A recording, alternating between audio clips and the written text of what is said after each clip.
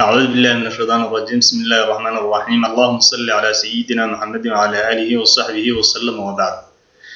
halkan waxaan ku sharxi doonaa haddii Ilaahay idmo sida loo isticmaalo Windows 7 oo macnaha barnaamijka computerka ku jira haddii uu yahay Windowska nooca loo yaqaano 7 ama 7.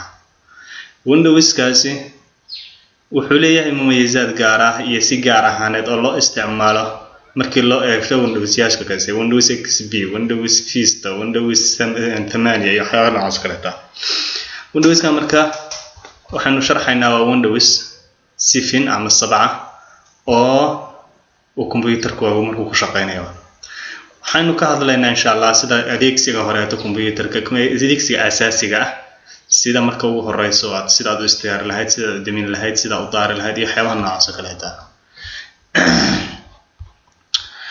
Windows-kan wuxuu ka koobmaa marka dhinacan xagga markaad fiirisid macnaha shaashada sadxul maktab wax la yiraahdo ayaa jira. sadxul maktabku waxa weeye waxa ka hooseeya dhalada computerka waxa ka shay oo ku muuqanaya sida ay qoonada iyo meelaha ay fariisato ayaa la yiraahdaa sadxul maktab.